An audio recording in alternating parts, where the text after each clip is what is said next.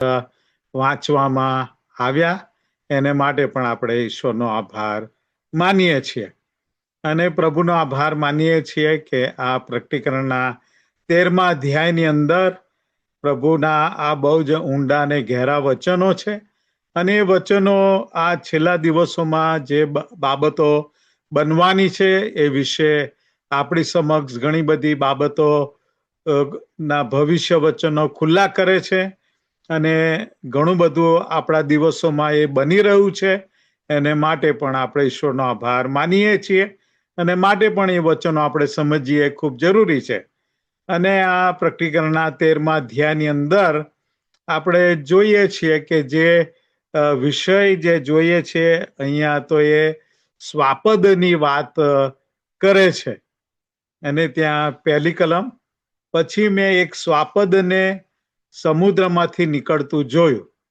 તમે જોયું કે આ સ્વાપદ અથવા એનો બીજો અર્થ થાય છે કે જાનવર, પણ આ જાનવર નથી, આ બહુ જ દુષ્ટ એવો ખ્રિસ્ત વિરોધી છે અને એટલે ખ્રિસ્ત વિરોધી વિશે આ અધ્યાયની અંદર લખવામાં આવ્યું છે.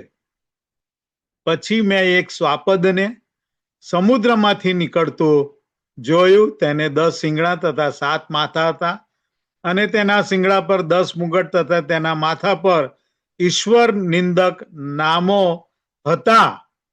તમે જો કે આ સ્વાપદ એ ખ્રિસ્ત વિરોધી માણસ છે ખરેખર તો, અને આ ખ્રિસ્ત વિરોધી તે તમે જો કે આ જે ભવિષ્ય વચનો એ હંમેશા ચિહ્નરૂપી ભાષામાં લખવામાં આવ્યા હોય છે, સિમ્બોલિક લેંગ્વેજ હોય છે કે જે આપણે પવિત્ર આત્મા દેવની સહાયથી અને મદદથી આપણે ઈશ્વરના વચનોને આ ચિહ્નરૂપી ભાષા આપણે સમજીએ છીએ અને ઈશ્વર દેવ આત્મા પવિત્ર આત્મા દેવ પ્રભુના વચનો આપણી સમક્ષ ખુલ્લા કરે છે અને સગળું માન, મહિમા અને ગૌરવ આપણે પ્રભુને આપીએ છીએ.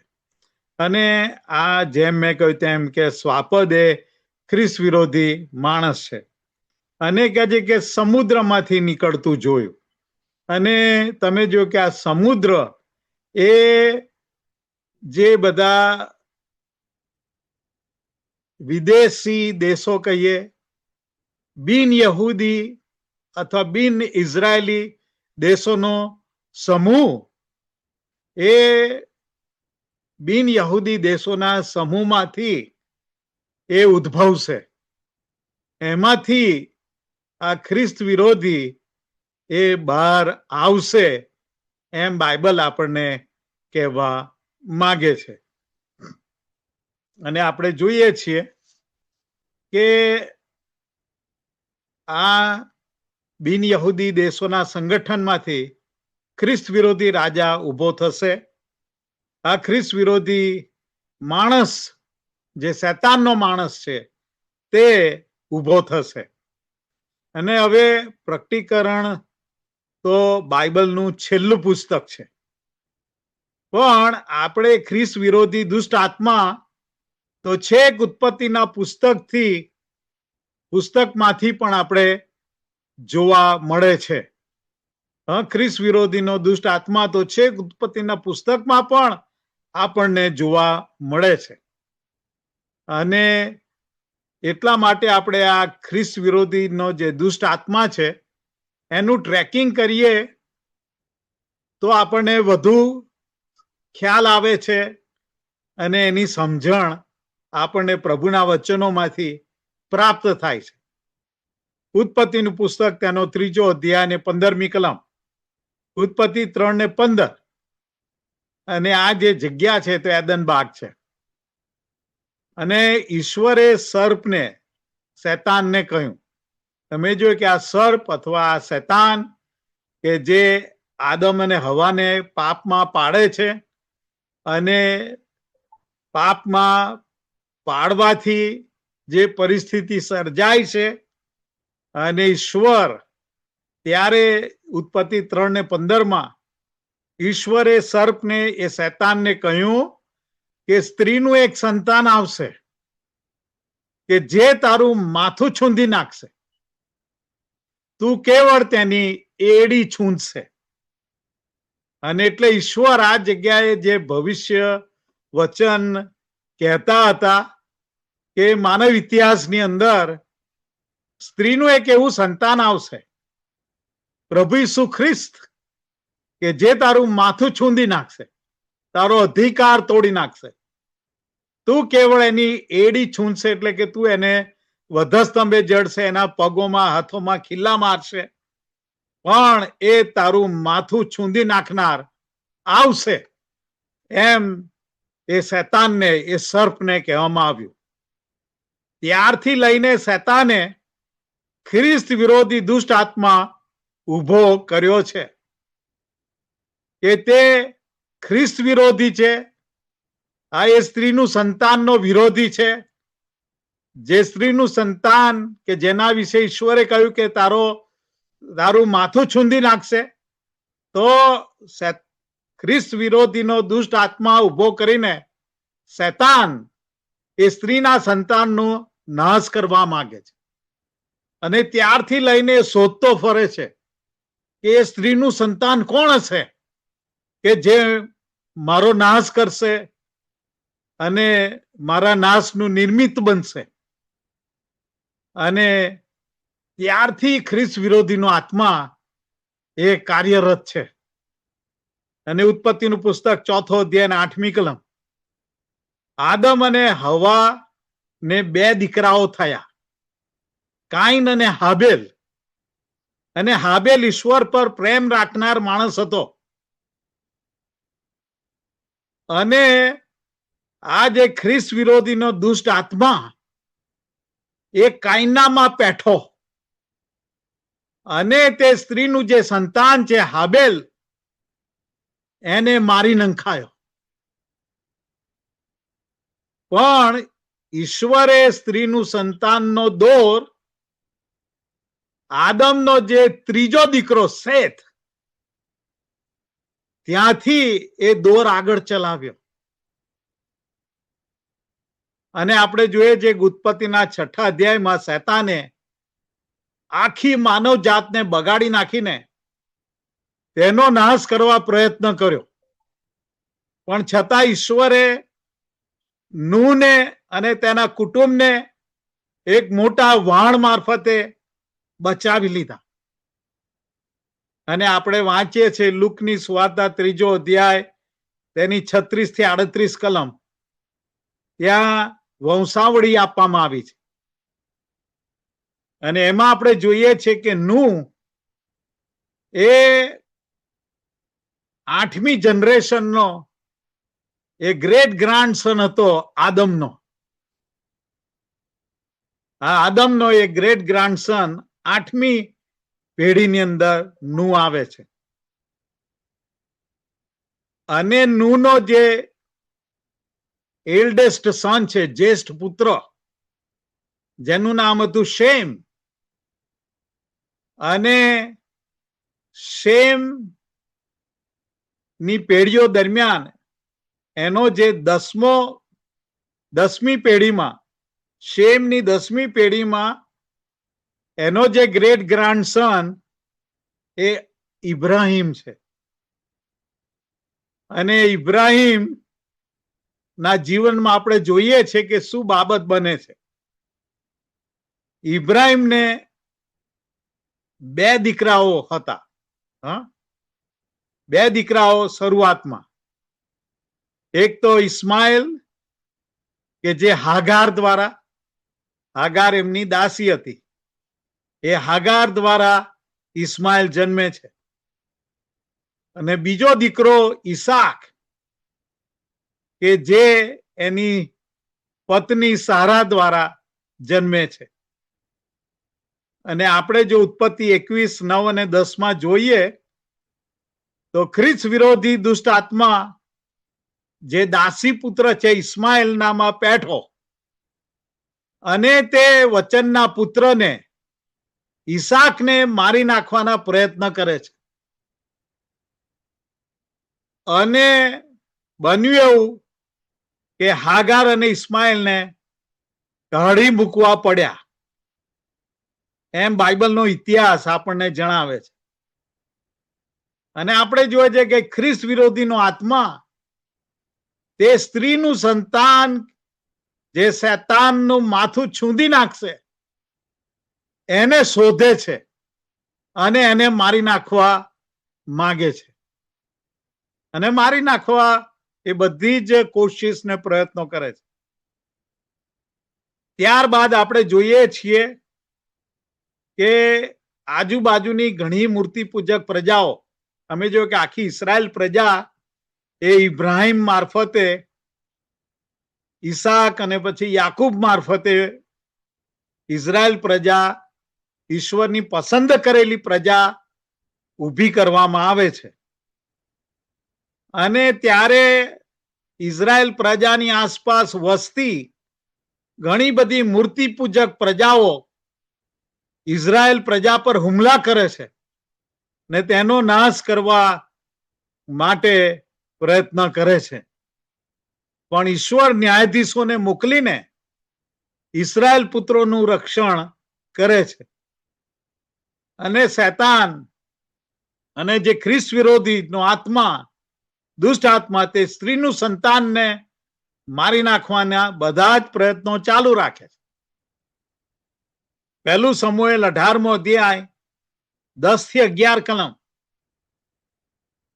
ખ્રિસ્ત વિરોધી દુષ્ટ આત્મા સાઉલ પર જોશભેર આવ્યો, એમ ત્યાં 10મી કલમ કહે છે કે સાઉલ જે રાજા હતો ઇઝરાયલ પ્રજાનો, એનામાં પેસી જાય છે. અને 11મી કલમ કહે છે કે એને સાઉલે ભાલો ફેંક્યો, હું દાઉદને મારીને ભીત સાથે ચોંટાડી દઈશ. અને દાઉદ તેની આગળથી 2 વખત બચી ગયો. તમે જો કે દાઉદ 2 વખત બચી ગયો. આ ખ્રિસ્ત વિરોધી આત્મા, દુષ્ટ આત્મા, એ સ્ત્રીનું સંતાન એને શોધે છે ને મારી નાખવા કોશિશ કરે છે. કારણ કે ઈશ્વરનો પવિત્ર આત્મા દાઉદની ઉપર હતો અને દાઉદ ઉપર પવિત્ર આત્મા દેવનો અભિષેક હતો, માટે પવિત્ર આત્મા દેવ દાઉદને બચાવી લેતા હતા. હવે ઇઝરાયલ પ્રજામાં 12 કુળો હતા. શૈતાનને એમ કે ખ્રિસ્ત, જે પ્રભુ ઈસુ ખ્રિસ્ત, એ ખ્રિસ્ત લેવીઓના કુળમાં જે યાજકો છે તેમાંથી આવશે. પણ ઈશ્વરે પ્રભુ ઈસુનો જન્મ યહૂદાના કુળમાંથી થવા દીધો. એ બહુ ઇન્ટરેસ્ટિંગ છે કે યહૂદાના કુળમાંથી થવા દીધો. અને શૈતાનને ખબર ના પડે એ રીતે ઈશ્વર એમની ચાલ ચાલતા હતા અને યહૂદાના કુળમાં થવા દીધો. દાઉદ રાજાના કુટુંબમાં પ્રભુ ઈસુનો જન્મ થાય છે. આ સ્ત્રીનું જે સંતાન છે, જેના વિશે ઈશ્વરે ઉત્પત્તિ 3:15 આગાહી કરી હતી, ભવિષ્યવાણી કરી હતી, એ પ્રભુ ઈસુ નો જન્મ દાઉદ રાજાના કુટુંબની વંશાવળીમાં થાય છે, એના વંશજોમાં. અને આપણે વાંચીએ છીએ કે હજુ પણ ખ્રિસ્ત વિરોધી નો આત્મા એ સ્ત્રીના સંતાન પ્રભુ ઈસુ ખ્રિસ્તને મારી નાખવાની કોશિશ ચાલુ જ રાખે છે. માથીની સુવાર્તા 2 અધ્યાય 13 થી 16 કલમ. હવે આપણે નવા કરારમાં પ્રવેશીએ છીએ. માથી 2:13 થી 16. ખ્રિસ્ત વિરોધીનો દુષ્ટ આત્મા હેરોદ રાજામાં પેસી જાય છે. તમને આ વાત ખબર છે. અને બાળ ઈસુને મારી નાખવા માંગે છે. અને બેથલેહેમની આજુબાજુના બધા વિસ્તારોમાંથી 2 વર્ષ અને તેથી નાના છોકરાઓને મારી નંખાવે છે. જ્યારે દૂતે યુસુફને કહ્યું કે તું બાળકને લઈને, બાળ ઈસુને લઈને મિસર દેશમાં નાસી જા, કારણ કે હેરોદ રાજા તેને મારી નાખવા માંગે છે. અને યુસુફ એ બાળ ઈસુ ને મરિયમને લઈને મિસર દેશમાં નાસી જાય છે, અને એટલે બાળ ઈસુ બચી જવા પામે છે. અને હેરોદ રાજા મરણ પામે ત્યાં સુધી મિસર દેશમાં જ રહે છે. હેરોદ રાજા મરી ગયો પછી જ યુસુફ પાછો આવે છે, પણ તે યરૂશાલેમમાં નહીં, કારણ કે યરૂશાલેમમાં તો હેરોદના દીકરાઓ છે. યરૂશાલેમમાં નહીં, પણ નાઝરેથના ગામમાં જઈને એ રહે છે, અને લોકોને ખબર ના પડી જાય એ રીતે એ નાઝરેથના ગામમાં ત્યાં બાળ ઈસુને પછી મોટા કરવામાં આવે છે. અને ત્યારબાદ આપણે માથીની સુવાર્તા 4 અધ્યાય 1 થી 11 કલમમાં જઈએ તો ત્યાં શૈતાન પ્રભુ ઈસુનું 3 વાર પરીક્ષણ કરે છે, પણ સફળ થતો નથી, પણ હારી જાય છે. અને એટલા માટે બાઇબલ કહે છે કે અમુક સમય સુધી તે ઈસુને મૂકીને જતો રહ્યો, અને દૂતોએ આવીને પ્રભુ ઈસુની સેવા કરી. ત્યાર પછી આપણે વાંચીએ છીએ સુવાર્તાઓમાં કે ખ્રિસ્ત વિરોધી દુષ્ટ આત્માએ ફરોશીઓ દ્વારા એ પ્રભુ ઈસુને મારી નાખવાની ઘણી કોશિશ કરી. લગભગ 8 વાર પ્રયત્નો કર્યા છે. યોહાન 7:30, યોહાન 7:45 થી 49, યોહાન 10:31 થી 39, યોહાન 11:47 થી 53, લુકની સુવાર્તા 4 અધ્યાય 29 થી 30. અને ઈસુને કેટલી બધી વાર ખડક ઉપરથી, પહાડ પરથી ફેંકી દેવાની કોશિશ કરવામાં આવી, પણ બાઇબલ કહે છે કે હજુ તેનો સમય આવ્યો નહોતો, એટલે તે તેઓની વચમાં થઈને ચાલ્યો ગયો. Look 13:31, mark 3:6, mark 12:13. તમે જુઓ કે ખ્રિસ્ત વિરોધીનો આત્મા ઈ પ્રભુ ઈસુને એમના સમય અગાઉ એ આ રીતે મારી નાખવાની કોશિશ કરે છે. અને બાઇબલ કહે છે 1 કોરિન્થી 2 અધ્યાય 8મી કલમ, 1 કોરિન્થી 2:8. તમે જો કે આ ખ્રિસ્ત વિરોધીનો આત્મા છે. અને 1 કોરિન્થી 2:8 કહે છે કે આ જમાનાના અધિકારીઓમાંના, એટલે કે શૈતાન અને શૈતાનનો ખ્રિસ્ત વિરોધી, તેઓને એટલે કે અધિકારીઓમાંના કોઈને તે જ્ઞાનની ખબર નથી. કયા જ્ઞાનની? ઈશ્વરના તારણની યોજનાનું જ્ઞાન એની એમને ખબર નથી. કારણ કે ઉત્પત્તિ 3:15 જ્યારથી ઈશ્વરે એને કહ્યું કે સ્ત્રીનું સંતાન તારું માથું છૂંદી નાખશે, ત્યારથી જ એ બહુ કાયર બની ગયેલો અને બહરો બની ગયેલો. અને ઈશ્વરની તારણની યોજનાનું જ્ઞાન એની ખબર નહોતી. કેમ કે જો તેઓને તેની ખબર હોત તો તેઓ મહિમાવાન પ્રભુને વધસ્તંભે ન જડત. તમે જુઓ કે શૈતાનને એમ કે હું સ્ત્રીનું સંતાન મને મારી નાખશે, એ પહેલા હું એને મારી નાખું. અને એટલા માટે પ્રભુ ઈસુને પરસ્વાધીન કરવામાં આવ્યા અને એમને વધસ્તંભે જડવાને માટે સોંપી દેવામાં આવ્યા.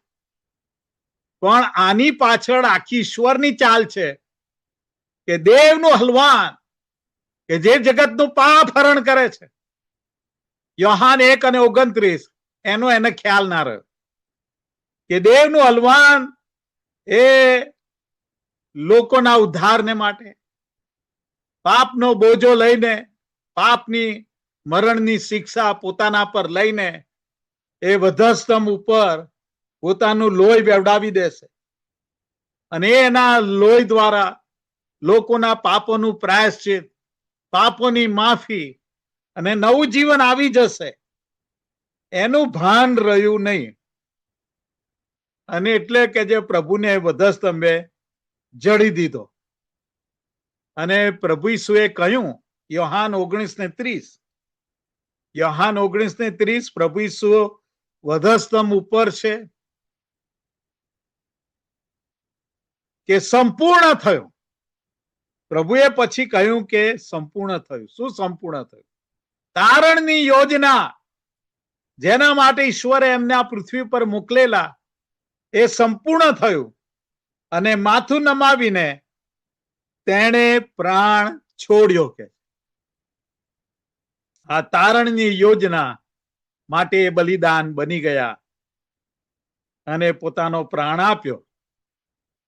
અને છતાંય એ બધું થઈ ગયા પછી પણ ખ્રિસ્ત વિરોધીનો આત્મા ઈશ્વરની તારણની યોજનાને ઊંધી વાળી દેવા માટે, ઊંધી પાડી નાખવાને માટે પ્રયત્નો ચાલુ જ રાખે.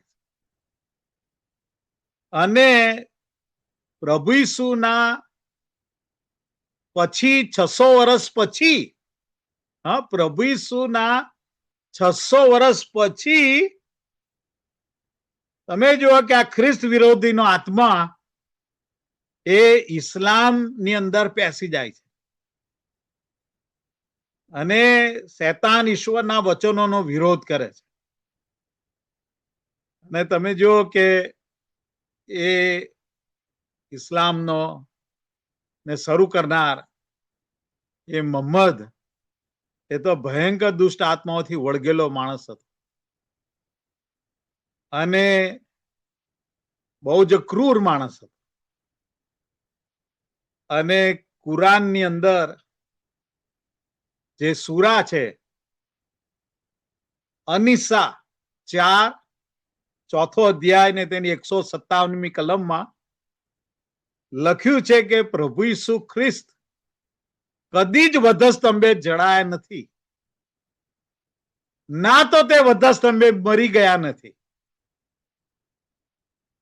અને જો પ્રભુ ઈસુ વધસ્તંભે મરી નથી ગયા તો પછી એમનું કોઈ પુનરુત્થાન નથી અને મરણની હાર કરવામાં આવી નથી, મરણ હારી ગયું નથી. અને તારણની વાત જેવી કોઈ વાત જ નથી. અને યોહાન 8:44 પ્રભુ ઈસુએ પોતે જ કહેલું કે શૈતાન જુઠ્ઠો અને જુઠ્ઠાનો બાપ છે કે છે. આ બાઇબલને ખોટું પાડવા માંગે છે. અને ત્યારબાદ આપણે જોઈએ છે કે જે બધા જ મુસલમાન આગેવાનો છે, ઇસ્લામિક આગેવાનો, એ આ ખ્રિસ્ત વિરોધીના આત્માથી એ પકડાઈ જાય છે અને મંડળીનો, ઇઝરાયલનો, ખ્રિસ્તી લોકોનો વિરોધ ચાલુ જ રાખે છે.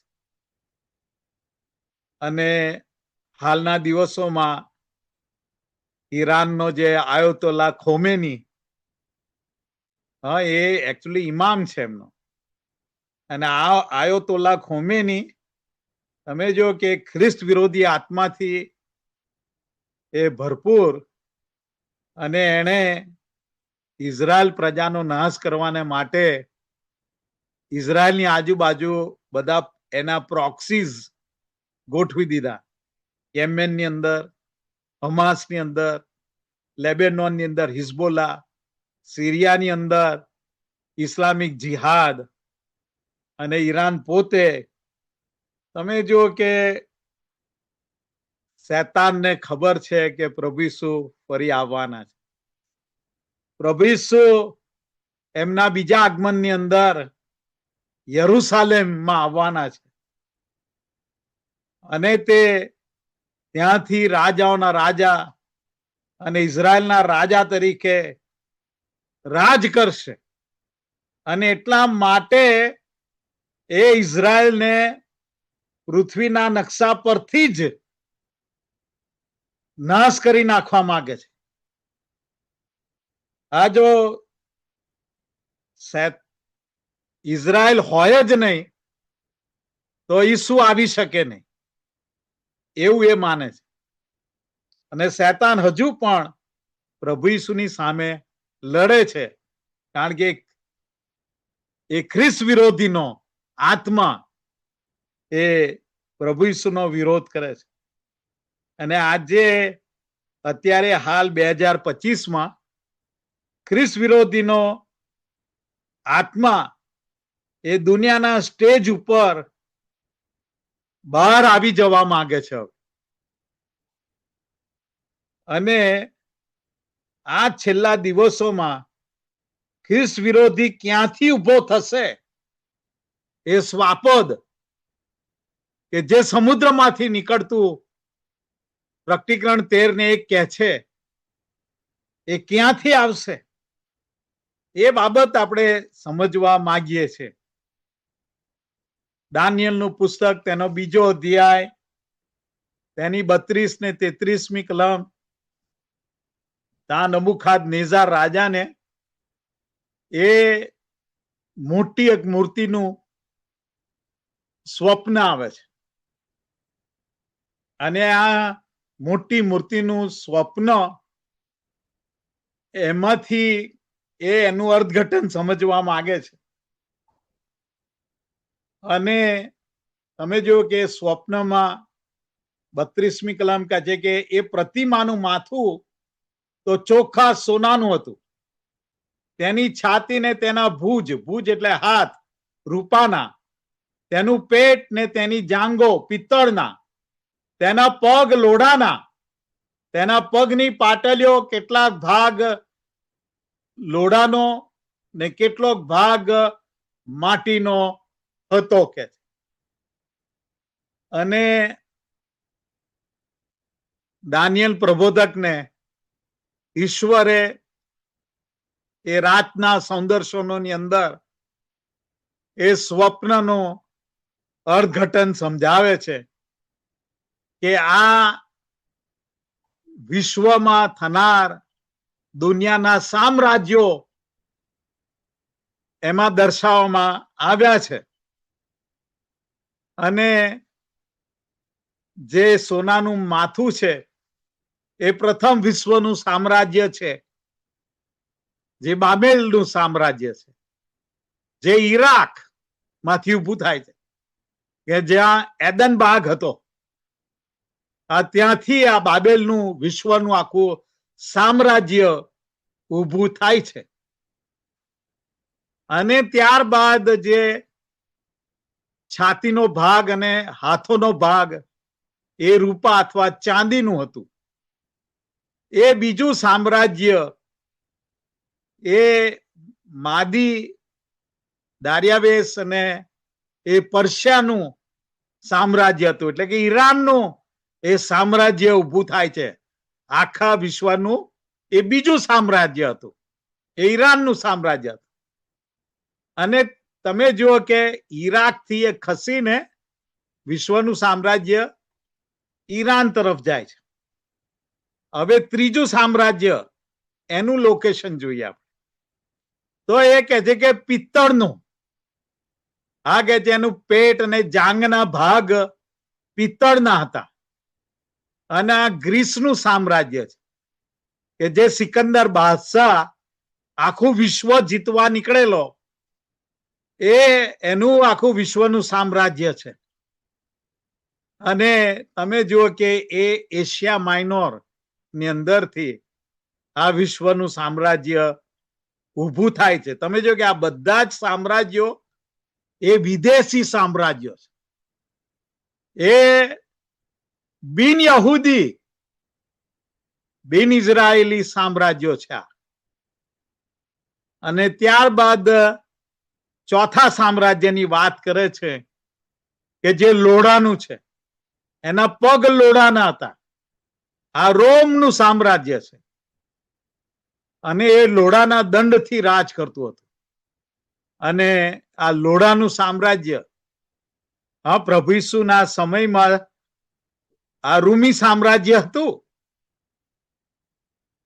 અને જ્યારે 50મા દિવસે પવિત્ર આત્મદેવ આવ્યા અને મંડળીનો જન્મ થયો, ચર્ચનો જન્મ થયો, આ મંડળીની શરૂઆત થઈ. ત્યારે પણ આ રૂમી સામ્રાજ્ય હતું કે જે ખ્રિસ્તીઓની ભયંકર સતાવણી કરતું હતું. અને ત્યારબાદ કે છે કે એના પગોની જે પાટલીઓ અને એના આંગળા અથવા અંગૂઠા, એનો મોટા ભાગનો ભાગ એ માટીનો આપણને કહેવામાં આવે છે. એટલે કે જે લોડું હતું તે માટીની જોડે ભેળસેળ થવા લાગ્યું, એમ બાઇબલ આપણને સમજાવે છે ત્યાં 41 ને 42મી કલમમાં, દાનિયેલ 2માં, કે લોડું માટીની જોડે ભેળસેળ થવા લાગ્યું. અને એટલે તમે જો કે જે માટી છે એ ધાર્મિક સામ્રાજ્ય દર્શાવે છે. એટલે કે આ રોમન સામ્રાજ્ય જે હતું એનો અંત ના આવ્યો, એનું ટ્રાન્સફોર્મેશન થયું, એનું બદલાણ થયું ને માટીનું અથવા એક ધાર્મિક સામ્રાજ્ય એમાંથી ઊભું થયું, એનો અંત ના આવ્યો. આ કોન્સ્ટેન્ટિનોપોલ જે રોમી સમ્રાટ હતો, એણે પ્રભુ ઈસુનો અંગીકાર કર્યો અને ખ્રિસ્તી થઈ ગયો. અને હવે રૂમી સામ્રાજ્યની અંદર એક કાયદો હતો કે સમ્રાટ એ જ ઈશ્વર છે, અને એના લીધે એ રૂમી સામ્રાજ્યના મોટા ભાગના લોકો બધા નામધારી ખ્રિસ્તી થઈ ગયા. અને એમાંથી આખું રોમન કેથલિક, રોમ એ શબ્દ ત્યાં રહ્યો ને રહ્યો જ. કેથલિક એટલે યુનિવર્સલ, આખા વિશ્વનું. એ રીતે જાણ કે એ ધાર્મિક મોટું સંગઠન ઊભું થઈ ગયું, સામ્રાજ્ય ઊભું થઈ ગયું. અને આજે પણ તમે જો કે આખા વિશ્વનું એ જાણે સામ્રાજ્ય જેવું છે. એ સાથે સાથે યુરોપના જે બધા દેશો છે, યુરોપમાં તેનું વધારે જોર છે, પુષ્કળ જોર છે, સખત. અને યુરોપના દેશોમાં એનું વધારે જોર ને પકડ છે. અને બાઇબલ કહે છે કે આખરે એ છેલ્લા દિવસોમાં એનું સંગઠન, એ રાજકીય સંગઠન ઊભું થશે. આ લોડું એ માટી જોડે મિશ્ર થયું, અને પછી એના 10 આંગળાઓ, અને આ રીતે તમે જુઓ કે એમાંથી તમે જુઓ કે ખ્રિસ્ત વિરોધી આવશે.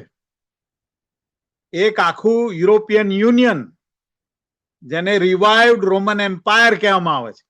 પહેલા જુદા જુદા દેશો હતા, હવે બધા યુરોપના 27 દેશો એક થઈ ગયા, યુરોપનું આખું એક સંગઠન બની ગયા. આમ ટોટલ 28 છે, પણ બ્રિટન એનામાંથી બહાર નીકળી ગયું, પણ તોય ભૌગોલિક રીતે તો એ ત્યાં જ છે, યુરોપમાં. અને 1993માં તમે જો કે યુરોપિયન યુનિયનની શરૂઆત થઈ, અને એનો પોતાનો યુરોપિયન યુરો ડોલર છે, યુરો ડોલરની શરૂઆત થઈ. અને આખું એક જ સંગઠન બ્રસેલ્સથી, અને એનું કેપિટલ છે કે જેના ઉપર જે પ્રકટીકરણના 17મા અધ્યાયમાં પેલી સ્ત્રી કે જે પેલા સ્વાપદ ઉપર સવારી કરે છે, એનું પેઇન્ટિંગ, એનું ચિત્ર એના ઉપર દોરેલું છે. અને આ રીતે એ યુરોપનું સંગઠન અથવા યુરોપિયન યુનિયન એ ઊભું થાય છે.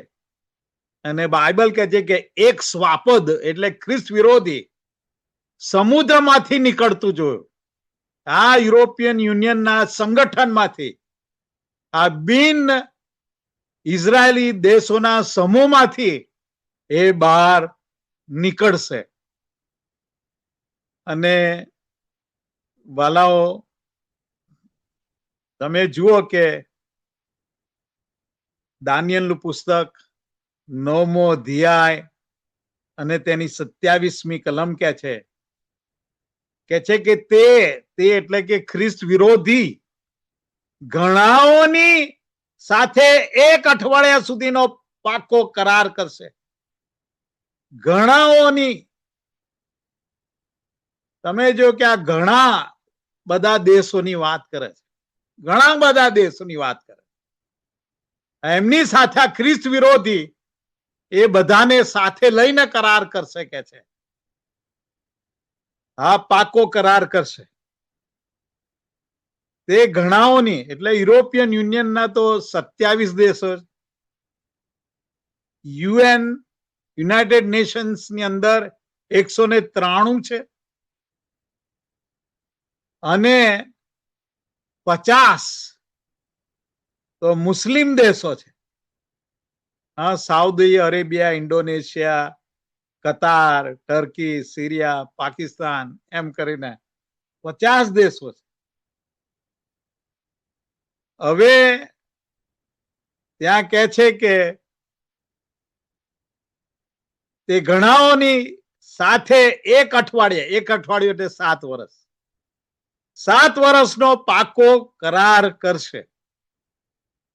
હવે 2020માં જે અબ્રાહમ એકોર્ડ કરવામાં આવ્યો ડોનાલ્ડ ટ્રમ્પ દ્વારા, પ્રેસિડેન્ટ ડોનાલ્ડ ટ્રમ્પ દ્વારા, તમે જો કે એમાં યુનાઇટેડ નેશન્સ સામેલ નથી. એની અંદર એમાં ખાલી ઇઝરાયલ અને 4 મુસલમાન દેશો જ છે.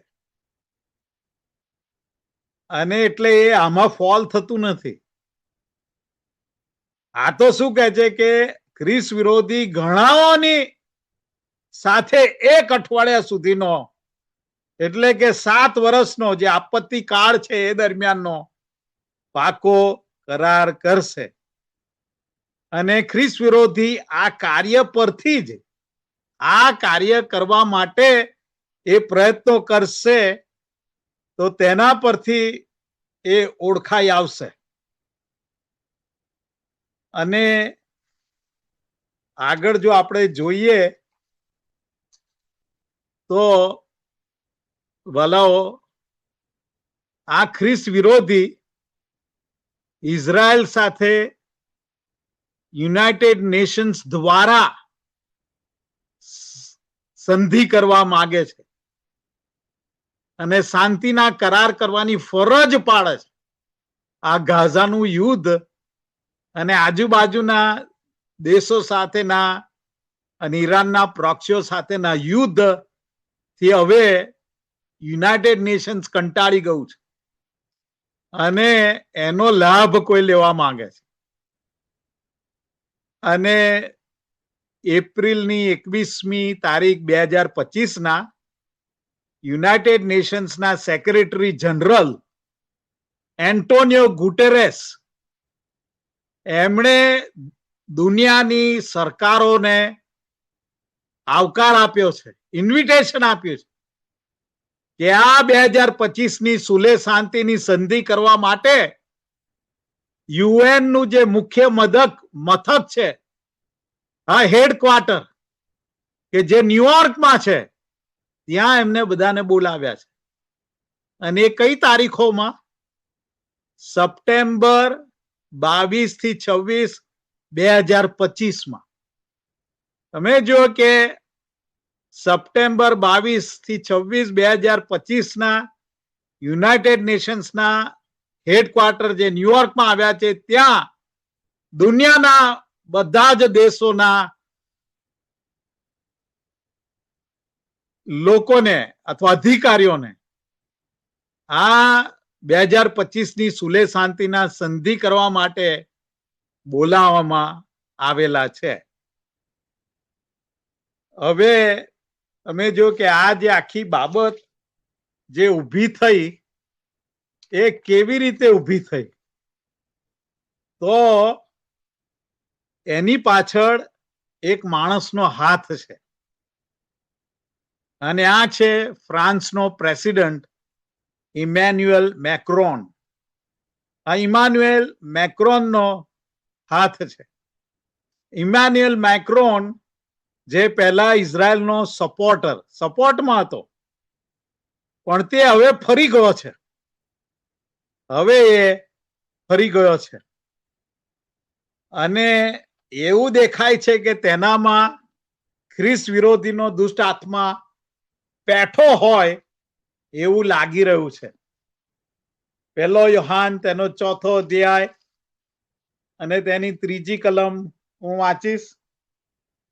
જે દરેક આત્મા ઈસુને કબૂલ કરતો નથી તે દેવ પાસેથી નથી, અને ખ્રિસ્ત વિરોધીનો જે આત્મા વિશે તમે સાંભળ્યું કે તે આવે છે તે એ જ છે, અને તે હમણાં પણ જગતમાં છે. હમણાં તે જગતમાં છે એમ બાઇબલ કહે છે.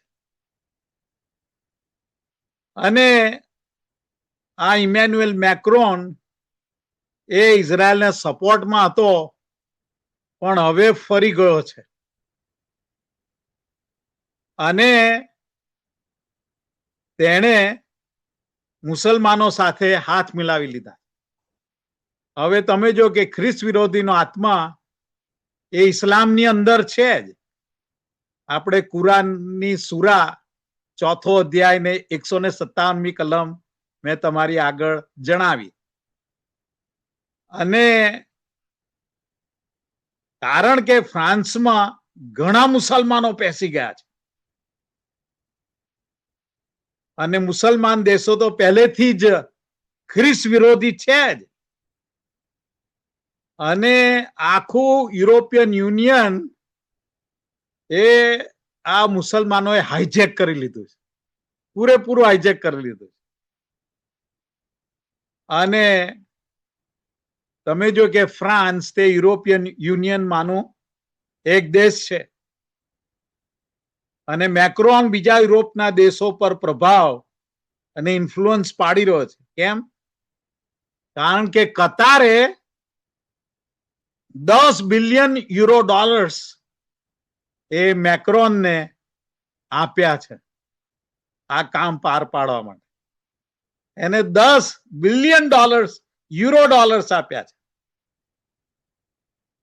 અને તમે જુઓ કે આ રીતે બાઇબલની જે ભવિષ્યવાણી રિવાઇવ્ડ રોમન એમ્પાયર અથવા યુરોપિયન યુનિયન માં મેક્રોન વધારે ને વધારે પાવર અને અધિકાર મેળવવા કોશિશ કરી રહ્યો છે. અને આ સપ્ટેમ્બર 2025ની યુએન એસેમ્બલી માં એ પાલેસ્ટાઇનનું સ્ટેટહુડ અપાવવા માંગે છે. તમે જુઓ કે પાલેસ્ટાઇનને એ દેશમાં ફેરવી નાખવા માંગે છે. પાલેસ્ટાઇન હજુ એ દેશ નથી, એને સ્ટેટહુડ અપાવવા માંગે છે. અને લગભગ યુરોપના બધા જ દેશો મેક્રોનની સાથે છે, અને મુસલમાન દેશો પણ મેક્રોનની સાથે છે. અને તેણે સાઉદી અરેબિયા જે મુસલમાનનું ધર્મનું મથક છે તેઓની સાથે પણ એને સાંઠગાંઠ કરી લીધી છે કે ઇઝરાયલ પર દબાણ લાવો કે છે, અને યુએનમાંથી અને યુરોપિયન યુનિયનમાંથી દબાણ લાવીને આપણે આ સંધિ ભલે એને ગળે ના ઉતરે તો એને ગળે ઉતારીએ કે છે. હવે ઇમેન્યુએલ મેક્રોન એ બહુ જ પાવરફુલ માણસ છે. આ ફ્રાન્સનો એ પ્રેસિડેન્ટ છે, યુએન સિક્યોરિટી યુનાઇટેડ નેશન્સની સિક્યોરિટી કાઉન્સિલનો પરમેનન્ટ મેમ્બર છે ફ્રાન્સના લીધે. G7 નેશન્સ નો પણ એ મેમ્બર છે, યુરોપિયન યુનિયનનો મેમ્બર છે, ન્યુક્લિયર પાવર છે, અણુ શસ્ત્રો એમની પાસે છે. અને હવે મિડલ ઇસ્ટમાં સાઉદી અરેબિયા સાથે સાંઠગાંઠ કરીને મુસલમાન દેશો સાથે એ બેસી ગયો છે. સાથે સાથે રોમન કેથલિક છે. ફક્ત 48 વર્ષની ઉંમરનો છે, એટલે જુવાનીનું જોર છે, જક્કી વલણ છે, અને એ જોખમ લેનારો છે, અને બહુ મહત્વાકાંક્ષી છે. અને એ આખી પૃથ્વી પર રાજ કરવાની એની મહત્વાકાંક્ષા. એટલે કદાચ, હજુ હું શબ્દ કદાચ વાપરું છું, કદાચ એનામાં ખ્રિસ્ત વિરોધી આત્મા છે અને એના લીધે જ આ યુએનની જનરલ એસેમ્બલી સપ્ટેમ્બર 22 થી 24, 2025 રાખવામાં આવી છે. અને એ જે શબ્દો બોલે છે એ ખ્રિસ્ત વિરોધીની ભાષા બોલે છે. એ તેના શબ્દો છે કે આપણે શાંતિ જીતી લઈશું. આપણે બધા દેશોમાંથી, આપણે મિડલ ઈસ્ટના વિસ્તારમાંથી હિંસાખોરી આપણે બંધ કરાવીશું. ત્યાં શાંતિ અને સિક્યોરિટી આપણે મિડલ ઈસ્ટમાં સ્થાપીશું. હવે બીજી બાજુ એવું બન્યું છે કે યુરોપિયન યુનિયન $750 બિલિયન એનર્જી એ યુએસએ પાસેથી ડોનાલ્ડ ટ્રમ્પ સાથે સમજૂતી કરીને એ લેનાર છે.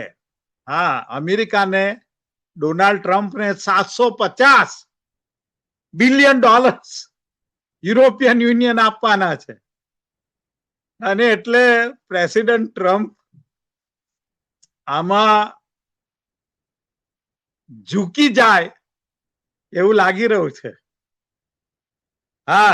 હમણાં થોડા દિવસો પર ન્યૂઝની અંદર પ્રેસિડેન્ટ ટ્રમ્પને આ બાબતો પૂછવામાં આવતી હતી કે આ ફ્રાન્સનો પ્રેસિડેન્ટ ઇમેન્યુએલ મેક્રોન એ આ રીતે પાલેસ્ટાઇન સ્ટેટહુડ અને સંધિની વાતો કરે છે યુનાઇટેડ નેશન્સ દ્વારા, તો તમારું શું કહેવું છે?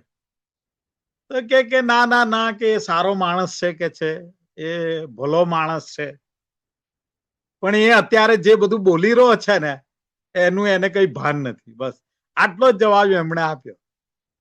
એમણે ભલો માણસ છે, સારો માણસ છે, એ શું બોલે છે એનું એને ભાન નથી વગેરે એવું કહીને એમણે આખી વાત વાળી લીધી. કારણ કે $750 બિલિયન યુએસએ ને એનર્જી આપવા માટે મળવાના છે. અને એટલે એ ડીલ, એ ટ્રાન્ઝેક્શન જવા દેવાય નહીં. અને વાલાઓ આપણે વાંચીએ છીએ 2 થેસાલોનિકી તેનો 2 અધ્યાય અને 4 કલમ. 2 થેસાલોનિકી તેનો 2 અધ્યાય અને 4 કલમ. જે દેવ ગણાય છે એટલે કે ઈશ્વર, અથવા જે પૂજ્ય મનાય છે તેની વિરુદ્ધ થઈને તે એટલે ખ્રિસ્ત વિરોધી પોતાને મોટો મનાવે છે અને એમ દેવ હોવાનો દાવો કરીને તે દેવ તરીકે દેવના મંદિરમાં બેસે છે. પોતે દેવ હોવાનો દાવો કરે છે. આ ખ્રિસ્ત વિરોધી. અને આપણે અગાઉ બી જોઈ ગયા છીએ કે કેવી રીતે શૈતાન એ ઈશ્વરના રાજ્યાસનને ઉથલાવી નાખીને પોતે ઈશ્વરના રાજ્યાસન કરતા પોતાનું રાજ્યાસન ઊંચું કરશે એની મહત્વાકાંક્ષા અને બળવો એને સ્વર્ગમાં જાહેર કર્યો અને ત્યાંથી એને ફેંકી દેવામાં આવ્યો હતો. અને ખ્રિસ્ત વિરોધી આવું જ કરી રહ્યો છે. તમે જો કે આ જે મેક્રોન છે એને ઘણા બધા ઈશ્વરના નામો પોતાના માટે લઈ લીધા છે.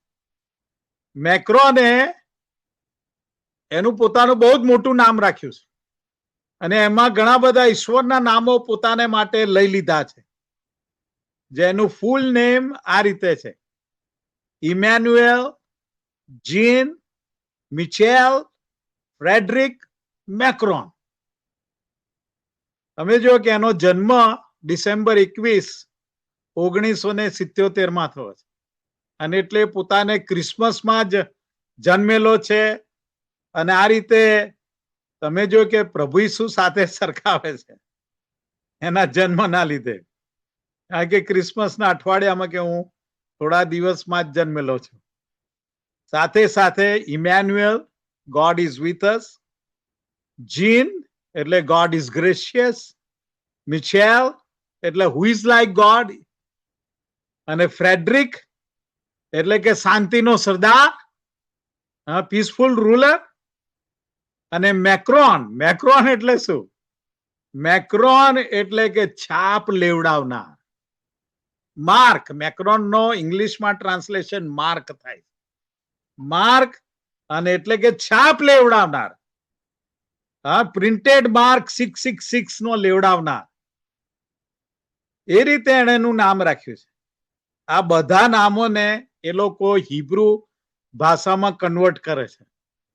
અને હિબ્રુ ભાષામાં કન્વર્ટ કરે કારણ કે હિબ્રુના જે આલ્ફાબેટના અક્ષરો છે એની સંખ્યા પણ હોય છે, ખાસ પ્રકારની સંખ્યા. અને સંખ્યા ઉપરથી એના નામની સંખ્યા કાઢવામાં આવે છે. અને આ કાઢવાની જે આખી પ્રક્રિયા છે એને જીમેટેરિયા કહે છે. અને એના નિષ્ણાતો હોય છે એ જે કરે. અને તમે જો કે આખું એનું આ નામ, એની જે સંખ્યા આવે છે 1260. 1260. અને તમે જો કે જે આપત્તિ કાળ છે એની સાથેનું સંગઠન થાય છે. જો આજે તમે ધ્યાનથી આ 13મો અધ્યાય વાંચ્યો હોય, જો ધ્યાન આપ્યું હોય તો ખ્યાલ આવશે કે ત્યાં 42 મહિના લખ્યું છે. 1260 એટલે 3.5 વર્ષ, અને 42 મહિના ની સાથે આ સંખ્યા જાય છે. અને જો એમાંથી તમે એના નામમાંથી ફ્રેડરિક કાઢી નાખો, શાંતિનો સરદાર, એ તો પ્રભુ ઈસુ માટેનો શબ્દ છે ખરેખર તો. ઇમાનુએલ એ પ્રભુ ઈસુ માટેનો શબ્દ છે. આ ખ્રિસ્ત વિરોધી ના બધા નામો એને લીધેલા છે. તો તમે જો કે ફ્રેડરિક કાઢી નાખીએ તો પછી 666, 666 એ સંખ્યા પર એના નામની સંખ્યા આવે છે. અને વાલાઓ, તમે જુઓ કે આ બધી પરિસ્થિતિ આપણા દિવસોમાં ઊભી થઈ રહી છે. અને આ વર્ષે યુએન જનરલ એસેમ્બલીની સભા સપ્ટેમ્બરની 22 થી 24 માં ન્યુયોર્કની અંદર યુએનઓના હેડક્વાર્ટરમાં એ લોકો આ રીતે સંધિ કરવા માટે બધા દેશોની સરકારો બોલાવવામાં આવી છે. બીજી બાબત હું તમને કહી દઈને હું બંધ કરી દેવા માંગુ છું કે આ જે તારીખો છે સપ્ટેમ્બર ની, એ તારીખો એ રોઝ હસનના છે, ફીસ્ટ ઓફ ધ ટ્રમ્પેટ્સ. હા, રણસિંગડાનું પર્વ છે એકચ્યુઅલી ઇઝરાયલની અંદર. અને આ રોઝ હસનના એ સપ્ટેમ્બરની 22ની સાંજથી શરૂ થાય છે અને 24મી રાત્રે એ પર્વ પૂરું થાય છે. તમે જો એ જ તારીખો મળી, આ લોકોને એ જ તારીખો મળી આ યુએન એસેમ્બલી બોલાવવા માટે. અને તમે જુઓ કે જે રોઝ હસનના છે, રણસિંગડાનું પર્વ, ફીસ્ટ ઓફ ધ ટ્રમ્પેટ્સ, એ તો જે રેપ્ચર છે અથવા આકાશ ગમન એની સાથે સંકળાયેલું છે એ પર્વ. પ્રભુ ઈસુએ એમના પહેલા આગમનમાં 4 પર્વો ફૂલફિલ કર્યા, પરિપૂર્ણ કર્યા. પાસખા પર્વ, અને 2 ખમીર રોટલીનું પર્વ, અને પ્રથમ ફર્સ્ટ ફ્રૂટ્સનું પર્વ એમના રેઝરેક્શન દ્વારા, અને પછી 50માના દિવસનું પર્વ પેન્ટિકોસ્ટ, પવિત્ર આત્મા દેવને મોકલીને. પણ હવે બીજા આગમનમાં પ્રભુ ઈસુ 3 બીજા પર્વો છે, ટોટલ 7 પર્વો છે, બાકીના 3 પર્વો પૂર્ણ કરશે, ફૂલફિલ કરશે.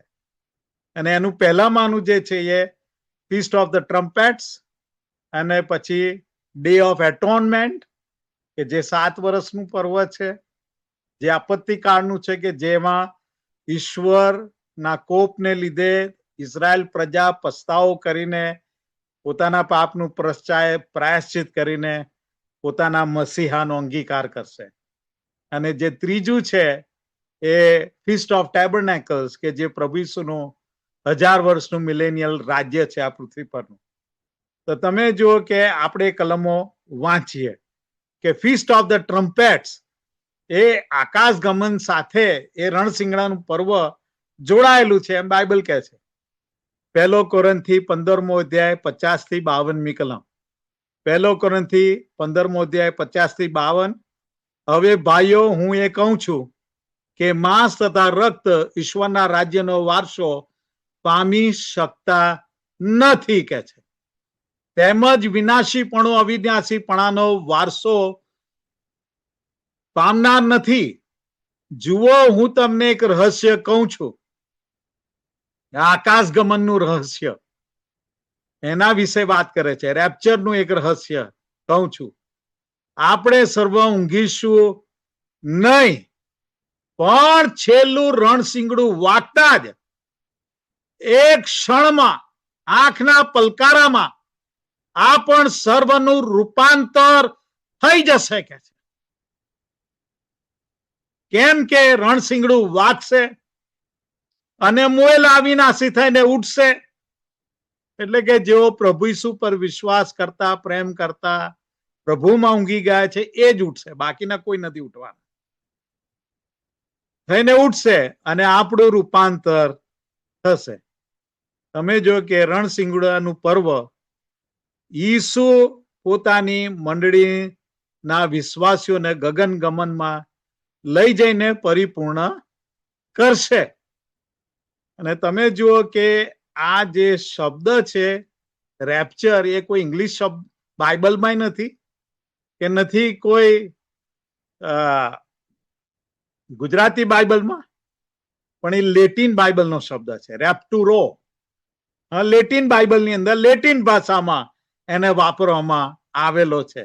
અને લેટિન ભાષાનો શબ્દ રેપ્ટુરો, એના પરથી આ રેપ્ચર અંગ્રેજીમાં શબ્દ આવેલો છે, પણ એ બાઇબલનો શબ્દ છે. 1 થેસાલોનિકી 4 અધ્યાય 15 થી 18 કલમ. 1 થેસાલોનિકી 4 અધ્યાય 15 થી 18 કલમ. કેમ કે અમે પ્રભુના વચનથી તમને કહીએ છીએ કે પ્રભુના આવતા સુધી આપણામાંના જેઓ જીવતા રહેનારા છે તેઓ ઊંઘેલાઓની પહેલા જનારા નથી. કેમ કે પ્રભુ પોતે ગર્જના સહિત, પ્રમુખ દૂતની વાણી સહિત, તથા ઈશ્વરના રણસિંગડા સહિત આકાશમાંથી ઉતરશે, અને ખ્રિસ્તમાં જેઓ મુએલા છે તેઓ પ્રથમ ઉઠશે કે છે. પછી આપણામાંના જેઓ જીવતા રહેનારા છીએ તેઓ ગગનમાં પ્રભુને મળવાને માટે, તમે જો કે આ જે શબ્દ ગગનમાં પ્રભુને મળવાને માટે અથવા ગગનમાં ખેંચાઈ જઈશું, એનું લેટિન બાઇબલ રેપ્ટુરો એ શબ્દ વાપરે છે. પ્રભુને મળવાને માટે તેઓની સાથે વાદળાઓમાં તણાઈ જઈશું. એ તણાઈ જઈશું એ રેપ્ટુરો શબ્દ છે. અને એમ સદા પ્રભુની સાથે રહીશું. તો એ વચનોથી એકબીજાને ઉત્તેજન આપો. હવે આ દિવસોમાં એવું બની રહ્યું છે કે ઘણા બધા પ્રોફેટ્સ આફ્રિકામાંથી અને અમેરિકામાંથી એવું કહી રહ્યા છે કે આ 2025માં જ આકાશ ગમન થઈ જશે. હવે આવું તેઓ કહી રહ્યા છે, પણ આપણે બાઇબલના વચનો વાંચીને બંધ કરીએ. માથી 24 અને 36 અને 42 થી 44. માથી 24 અને 36. એ લોકો એવું કેમ કહી રહ્યા છે કે 2025માં જ આકાશ ગમન થઈ જશે? કારણ કે આ યુએનની જનરલ એસેમ્બલી અને એની જે સંધિ ને વગેરે વગેરે બધા સંજોગો બની રહ્યા છે, અને ખ્રિસ્ત વિરોધી વર્લ્ડ સ્ટેજ ઉપર બહાર આવવા કોશિશ કરી રહ્યો છે. એના લીધે પણ માથી 24 અને 36 પણ તે દિવસ તથા તે ઘડી સંબંધી પિતા વગર કોઈ પણ જાણતો નથી, આકાશના દૂતો નહીં, તેમજ દીકરો પણ નહીં. માટે જાગતા રહો, કેમ કે તમે જાણતા નથી કે કયે દિવસે તમારો પ્રભુ આવશે. આ બધા સંજોગો બની રહ્યા છે. ગમે ત્યારે પ્રભુ એના વિશ્વાસીઓને ઉઠાવશે. જો ખ્રિસ્ત વિરોધી ખરેખર એ જો બહાર નીકળવામાં સફળ થાય તો, કારણ કે એ પહેલા એ મંડળીને ઉઠાવશે. અને એટલે આપણે તૈયાર જ રહેવાનું. આપણે પ્રભુને પુષ્કળ પ્રેમ કરીએ છીએ, પ્રભુને ચાહીએ છીએ, પ્રભુ પર વિશ્વાસ કરીએ છીએ, તો પ્રભુને ગગન ગમનમાં, આકાશ ગમનમાં ઊંચકાઈ જઈને મળવાનો કેટલો બધો આનંદ થશે. અને એટલે પ્રભુને મળવાના આનંદમાં આપણે હંમેશા તૈયાર જ રહેવાનું. માટે જાગતા રહો, કેમ કે તમે જાણતા નથી કયે દિવસે તમારો પ્રભુ આવશે. પણ એ જાણો કે ચોર કયે પોરે આવશે. એ જો ઘર ધણી જાણતો હોત તો તે જાગતો રહેત ને પોતાના ઘરમાં તેને ખાતર પાડવા ન દે. એ માટે તમે પણ તૈયાર રહો. તમે જો કે બાઇબલ આપણને કહે છે તૈયાર રહો. પ્રભુ ઈસુના આ શબ્દો છે. આ કોના શબ્દો છે? પ્રભુ ઈસુના. એ માટે તમે પણ તૈયાર રહો કે છે. કેમ કે જે ઘડીએ તમે ધારતા નથી તે જ ઘડીએ માણસનો દીકરો આવશે. એ જ ઘડીએ માણસનો દીકરો આવશે. અને એટલા માટે આપણે દિવસ જાણતા નથી, એક ઘડી જાણતા નથી. પણ વાલાઓ, આપણે તૈયાર રહીએ, કારણ કે પ્રભુ આપણને તૈયાર રહેવાનું કહે છે. તો આપણે તૈયાર રહીએ. પવિત્ર આત્માના સામર્થ્ય અને પરાક્રમથી, પવિત્ર આત્માના તેલથી આપણી મસાલો સળગતી રાખીએ, આપણા આત્માઓ સળગતા રાખીએ, આપણે આત્મિક રીતે સળગતા રહીએ. અને વાલાઓ, પ્રભુને મળવાને માટે તૈયાર રહીએ. આવો આપણે પ્રાર્થના કરીએ. આપણી આંખો બંધ કરીએ, આપણા મસ્તકો ઝુકાવીએ અને પ્રભુની આગળ પ્રાર્થના કરીએ. ઘણા બધા બાઇબલના ભવિષ્ય વચનો આપણા દિવસોમાં પૂરા થઈ રહ્યા છે. આપણી આંખો સમક્ષ જ બધું બની રહ્યું છે. ત્યારે આપણે આપણા હૃદયો સળગતા રાખવાની જરૂર છે, કે આપણે સળગતા, આત્મિક રીતે સળગતા રહીએ, પ્રભુને મળવાને માટે તૈયાર અને તત્પર અને આતુર અને જાગૃત રહીએ. તમારા હૃદયોમાં પ્રાર્થના કરો કે પ્રભુ તમને એ રીતે તૈયાર રહેવાની કૃપા આપે. કારણ કે પ્રભુનું આવું ગમે ત્યારે થાય. હા, એ આ વર્ષે આવે, એ પછી આવે, પણ આપણે તૈયાર રહીએ. અમારા સર્વશક્તિમાન, અમારા જીવતા ઈશ્વર પિતા, પ્રભુ આભાર માનીએ છીએ કે પ્રભુ આજે તમારા વચનો જે પ્રકટીકરણના પુસ્તકમાંથી અમે ઘણા વખતથી શીખતા આવ્યા છે, અને આજે પ્રકટીકરણનો 13મો અધ્યાય કે જ્યાં ખ્રિસ્ત વિરોધી એ ઉભો થનાર છે ને બહાર આવનાર છે. પ્રભુ તમારા વચન મુજબ અને ઘણું બધું એ અમારા દિવસોમાં બની રહ્યું છે. અને ત્યારે પ્રભુ અમે તમને એ આકાશ ગમનની અંદર તમે અમને લેવાને માટે આવો. એ રણશીંગડું વાગે અને રણશીંગડાનું પર્વ, પ્રભુ અમે તમને મળવાને તત્પર રહીએ. માટે તમે અમારી સહાય. આત્મિક રીતે અમે સળગતા રહીએ. આત્મિક રીતે અમારી મસાલો અમે ઉલવાઈ ના જવા દઈએ, પણ આત્મિક રીતે તમારા વચનો રોજ વાંચીએ, રોજ પ્રાર્થના કરીએ, રોજ તમારી સ્તુતિ આરાધના કરીએ. અને પ્રભુ આવી સંગતો જે તમે અમને છેલ્લા દિવસોમાં પૂરી પાડી રહ્યા છો, કે જેમાં અમે તમારા વચનો અમે શીખી રહ્યા છે, એ વચનોને અમે અમારા હૃદયોમાં ઠસાવીએ અને એની અધીનતામાં ચાલીએ. માટે અમારી સહાય કરો. ફરીને એક વખત હોસાના પ્રેયર લાઈન અને પ્રભુ અમારા સર્વ ભાઈ બહેનો એમને સર્વને માટે અમે આભાર માનીએ છીએ. પ્રભુ બધાને એમના પોતાના બાળકોને કુટુંબોને પણ તમને મળવાને માટે તૈયાર કરવાને તમારી કૃપા આપજો. એ જ અમારી પ્રાર્થના. ફરી એક વખત તૃપ્તિબેનને, ઇન્દુબેનને, આઇઝેક અંકલને અમારી સાથે બધા જોડાયેલા ભાઈ બહેનોને તમારા હાથમાં સોંપું છું. તમારા આશીર્વાદોથી એમને વેષ્ટિત કરજો. તારના પ્રભુ ઈસુને નામે માંગીએ છીએ. આમેન.